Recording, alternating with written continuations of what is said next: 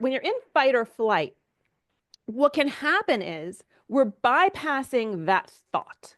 Okay. We're out of thinking mode. We're into our unconscious mind. That's our body. So our bodies are having a reaction. So if somebody throws a ball at you, you're going to put your hand up. It's an automatic reaction, right? And what can happen in our day to day is we have the same stresses coming at us and we have the same responses coming at us. So, for example, I get a phone, my phone rings, I look at it, it's my kid's school. As soon as the kid's school, I see the name, I'm like, oh no.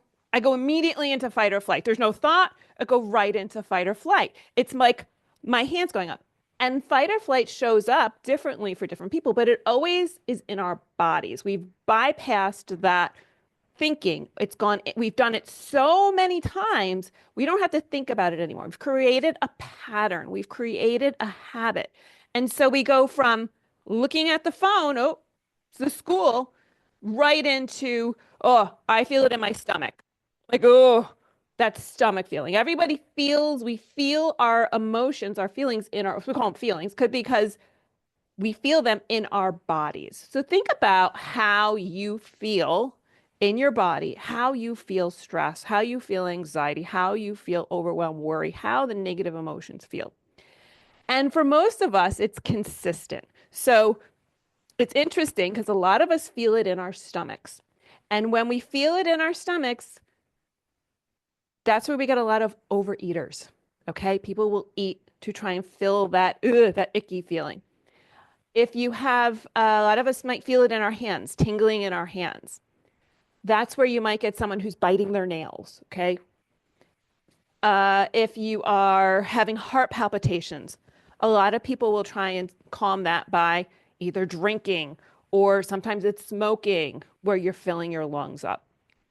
So we have these automatic responses that we have programmed into our bodies for stress and anxiety. Now, good news is we can interrupt that. We can interrupt that pattern and we can create a new way to respond. So that's why what I want to teach you today are some techniques that you can use when you feel the stress, you feel the worry, you feel it hitting, and you know it's not useful, okay? Because stress, worry, anxiety, we need that in some instances.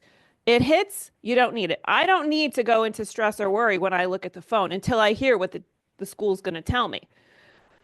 My subconscious, my unconscious is like, this call is about to ruin my day because I have history, I have past. So my kids are, I have two 17-year-olds and a 19-year-old. They've been in school for a long time. I have this pattern. School calls, my day is ruined one way or another. They're never calling me to tell me how wonderful my child is. Actually, that may have happened once, but very rarely will they call just to tell you how wonderful your kid is. So I have been practicing this for 15 years.